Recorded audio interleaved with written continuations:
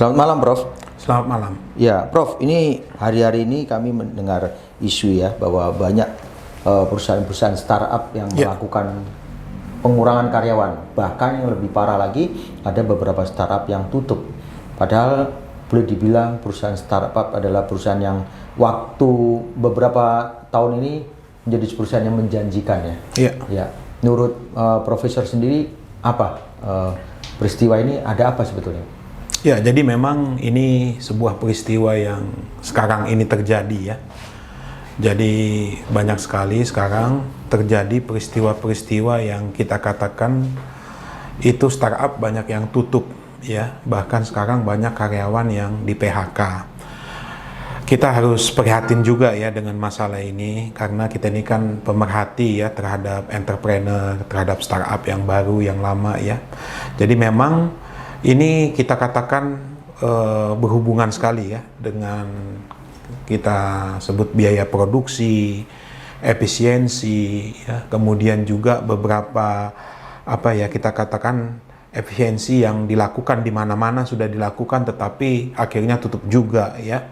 Jadi perlunya sebuah perencanaan yang optimal, perlunya sebuah beradaptasi terhadap apa kemauan pasar, apa kemauan konsumen ya, dan harus mengedepankan services, pelayanan terhadap konsumen ya, baik itu produk maupun jasa, tapi kita coba bagaimana satisfy our customer ya, sehingga kita bisa menjadi seorang tim yang produktif dan kompeten ya, dan kita juga bisa bekerja sama dengan mitra yang tepat ya. Kemudian satu sisi adalah berani mengambil resiko. Nah, itu yang penting ya. Dan juga jangan lupa adalah sekarang itu semua proses sudah otomatis. Jadi kalau kita ribet-ribet, susah, customer akan tinggalkan. Ya, seperti itu, Pak. Nah, sebetulnya sejarah startup di Indonesia seperti apa ya, Pak? Artinya gini, apakah perusahaan startup di Indonesia ini ikut-ikutan yang di luar, atau sebetulnya perusahaan startup di Indonesia ini apa ya, kurang mumpuni atau dibanding dengan startup yang di luar, jadi kalah bersaing dengan perusahaan-perusahaan startup dari luar, atau bagaimana ya, Pak? Ya, sebenarnya perusahaan Indonesia ini kan banyak sekali ya budaya yang dimasukkan, kearifan lokal ya. Sebenarnya tidak kalah dengan perusahaan luar. Tetapi kita itu kekurangan di masalah itu tadi ya, POAK itu, planning, organizing ya, action dan controlling atau monitoring. Jadi perencanaannya apakah sudah matang atau belum? Ini tiba-tiba startup udah buka gitu ya. Kemudian organizing, siapa posisi-posisi yang ditempatkan, sumber daya manusia yang disampaikan dalam struktur organisasi. Nah, saya lihat masih belum ada. Kemudian juga actuating itu bagaimana dia dalam pelaksanaan, itu juga harus ada, mengikuti prosedur tertulisnya bagaimana. Kemudian monitoring dan controlling inilah kadang-kadang tidak ada ya yang saya lihat di startup ini. Jadi kalau menurut saya harus menggunakan POAK tadi, planning, organizing, actuating, controlling, monitoring, seperti itu, Pak. Kalau di startup di Indonesia yang kemarin sempat menjamur ya, itu kemudian kita mengalami penurunan yang dibilang menjanjikan, sekarang jadi kayak disayangkan ya. Itu artinya bagaimana dengan produk startup atau perusahaan-perusahaan startup di luar negeri, Pak? Apakah sama juga mengalami kondisi seperti di Indonesia? Ya, sebenarnya startup di luar negeri juga banyak yang melakukan PHK terhadap karyawannya, melakukan pemutusan hubungan kerja terhadap pegawai-pegawainya. Bahkan itu perusahaan-perusahaan startup yang terkenal dan besar. Nah, tujuannya mereka melakukan itu karena mereka memang melakukan efisiensi. Ya, efisiensi tempat, efisiensi waktu, efisiensi ruang, bahkan sekarang efisiensi orang, ya. Jadi itu memang kita maklumi ya sekarang ini. Tetapi jawabannya itu adalah siapa yang mau berinovasi, siapa yang mau melakukan sebuah creativity yang menjawab customer ya, maka itu akan bisa ya bertahan untuk hidup. Jadi bukan yang kuat, bukan yang cepat, bukan yang hebat, tetapi siapa yang mau beradaptasi terhadap customer. Apa yang customer inginkan, apa yang customer mau, ya kan? Sehingga dalam kita memproduksi sebuah barang ataupun jasa, itu harus melihat sebuah peluang dan bagaimana kita bisa beradaptasi, ya kan, untuk bertahan hidup perusahaan ini. Demikian, Pak. Nah, kalau mengacu dengan paling tidak ini kan di tempat kita kan sudah ada Menteri Perekonomian dan Kreatif ya. Ya. Nah, artinya bisa nggak itu dari kementerian itu memberikan solusi, memberikan semangat atau memberikan bantuan apa yang paling tidak dari pemerintah sendiri peduli dengan perusahaan-perusahaan startup yang kemarin sempat menjamur. Ya. Nah, itu kalau ditutup kan sayang, ada Betul. ratusan bahkan mungkin bisa ribuan. Iya, Ya, itu tuh paling tidak apa yang bisa kita bisa usulkan untuk bisa pemerintah bantu, Pak? Ya, ya. Memang pemerintah selama ini sudah melakukan ya banyak hal, termasuk juga kalau saya lihat Bapak Presiden kita Pak Jokowi selalu mendorong ya pengusaha-pengusaha startup untuk ayo maju, ayo berkembang. Salah satunya mungkin dalam pengurusan izin, ya kan? Siapa yang mau mengurus izin, baik itu CP, PT ataupun izin usaha lainnya, yang itu memang dipermudah ya dalam arti bahwa tidak mahal, kemudian prosesnya juga yang tadinya banyak proses, sekarang prosesnya jadi sedikit, ya. Kemudian juga bagaimana seorang pengusaha itu sekarang sudah ada pelatihan ya melalui Balai Latihan Kerja ya, kemudian juga melalui Menkraf, Menteri Kreativitas ya dan Ekonomi Kreatif ya, kemudian juga Kominfo ya, itu juga melakukan berbagai macam pelatihan-pelatihan ya. Jadi sebenarnya kalau saya bilang pemerintah itu juga sudah mulai mengedukasi tentang aplikasi-aplikasi, software, jaringan, IT dan sebagainya. Jadi saran saya kepada pemerintah sebenarnya pemerintah harusnya lebih down to earth ya, lebih membumi lagi, lebih aspek yang paling bawah lagi untuk dijangkau. Ya, karena ini kan bukan hanya pengusaha saja tapi juga startup ini banyak juga seperti misalnya petani, nelayan ya, kebun dan sebagainya ya, itu membutuhkan IT, membutuhkan aplikasi ya, sehingga dengan tuntunan pemerintah mungkin bisa meningkatkan ekonomi seperti itu, Pak. Ya.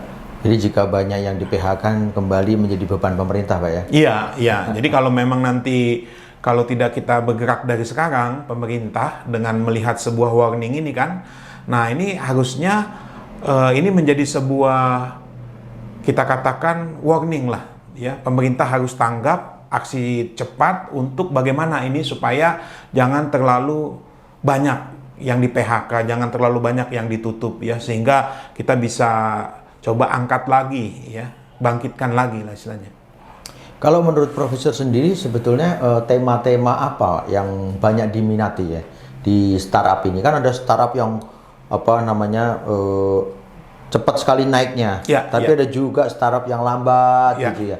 Kalau di Indonesia ini tentunya kebutuhan orang Indonesia tentu beda dengan kebutuhan misalnya orang Jepang atau orang Amerika. Nah, kalau Prof. Huga sendiri melihat kebutuhan yang banyak diminatin oleh orang Indonesia ini apa sebetulnya, Prof?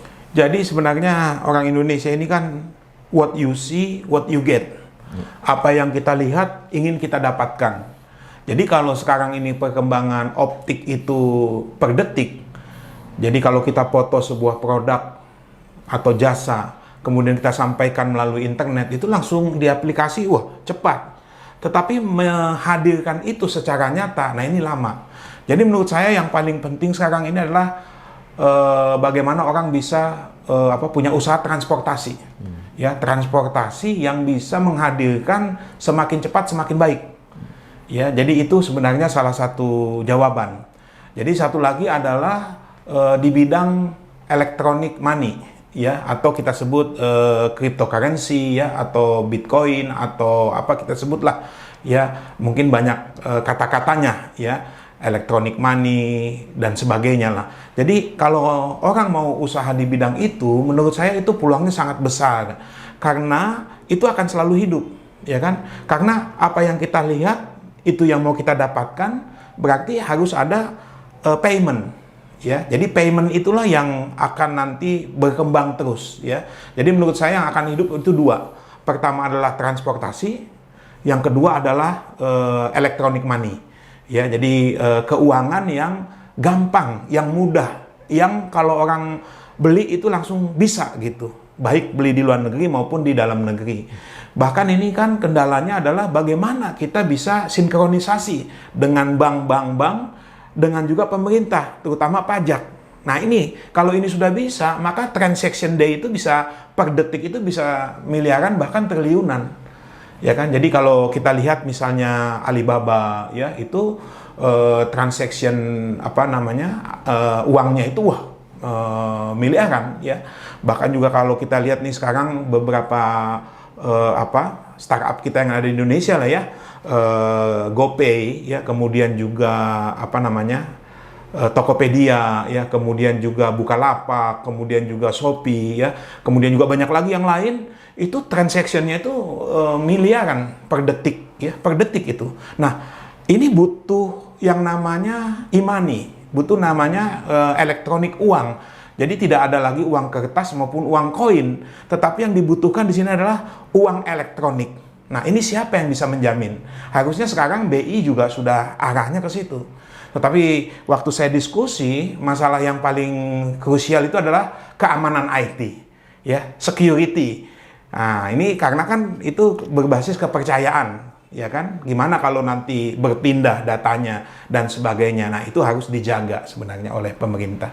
Demikian, Pak. Ya, paling tidak kedepannya itu antara transaksi, data, ya itu harus sama-sama dijaga ya. Betul. Karena begitu ada kegiatan yang berhubungan dengan uang, disitulah timbul apa tuh? Semacam orang mencari celah untuk mendapatkan keuntungan ya. Keuntungan ya, profit. Ya, profit. Profitnya kita ambil dalam arti kata gitu. Mereka juga suka memanipulasi, Pak. Iya. Jadi seolah-olah kayak sekarang nih modelnya semua kan transfer, tapi ternyata bisa orang salah transfer, bisa orang kemudian memainkan dari transfer itu, padahal tidak transfer tapi terlihat transfer, ya kayak gitu-gitu tuh. Ya, jadi, belum lagi penipuan online tadi Pak belum lagi barang yang dipesan tidak sesuai dengan yang dilihat, nah itu juga jadi komplain. Jadi yang paling laku sekarang customer komplain Pak. Customer kalau kita bilang ada badannya tuh, badan perlindungan customer.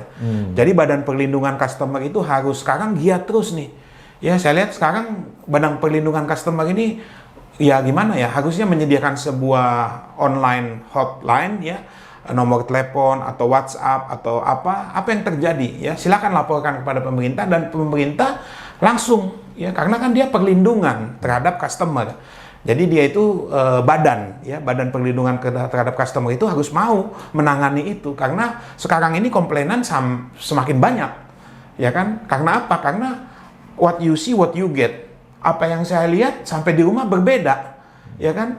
Atau saya sudah bayar, tapi barangnya belum nyampe, ya kan? Atau saya sudah melakukan transaction, tetapi begitu sampai barangnya di rumah tidak sesuai yang kita harapkan. Jadi perlu sebuah ini juga asuransi, insurance itu sekarang lebih bagus lagi ini sekarang nih peluangnya ya. Bagaimana dengan YLKI Pak? Itu bukannya juga perlindungan terhadap konsumen kan? Iya, termasuk juga itu tadi ya, yayasan YLKI ya. Dia perlindungan juga terhadap konsumen itu ya, Indonesia itu.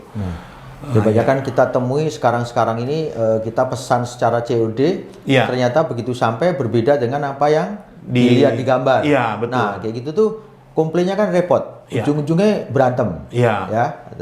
Kita sering sekali mendapatkan cerita-cerita tentang keributan karena tidak sesuai. Nah, ini yang paling disalahkan adalah kurir. Karena dia nggak tahu menau. Dia hanya datang, nganterin barang, dapat uang. Ternyata boro-boro dapat uang ya. Dapat makian rupanya. Dan juga memang itulah yang membuat startup sekarang kita ini terlalu banyak komplainan, akhirnya udahlah saya nggak mau nanganin, tutup aja.